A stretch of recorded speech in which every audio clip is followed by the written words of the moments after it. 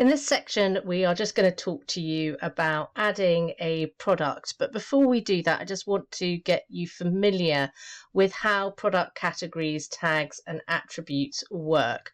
So product categories, which you can see here, and tags work in very much the same way as normal categories and tags when you have writing a post for WordPress. And they can be created, added, and selected at any time. This can be done when you first create a product or come back and edit a category or tags specifically. Generally we use these to really narrow down your searches. So a category may be, for example, if you are selling electrical goods, you might put electrical goods in here, and then the tags you might put the different types of electrical goods. So it might be hair and beauty, it might be televisions, it might be a number of things, but that essentially allows you to narrow down those searches.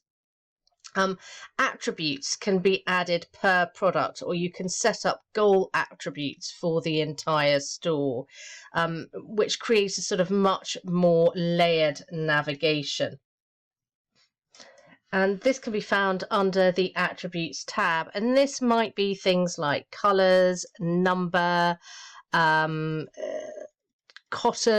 a type of sort of fabric, large, medium, small, that kind of thing. And so those can be added in here as you go. And then you have got the product types.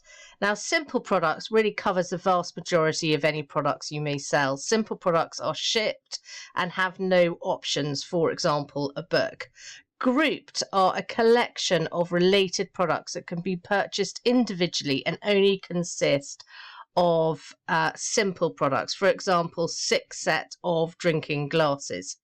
A virtual product is one that doesn't require shipping, so for example a service, or in our case maybe plugins that we might put on your website.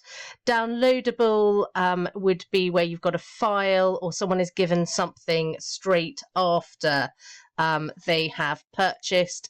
External or affiliate, one that you list or describe on your website but is sold elsewhere.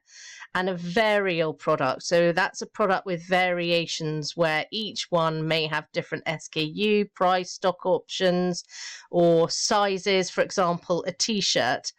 Other types are often added by extension, for example, WooCommerce subscription and new types. So that just gives you an overview of adding a product. And then we're going to skip in now to how to add a simple product.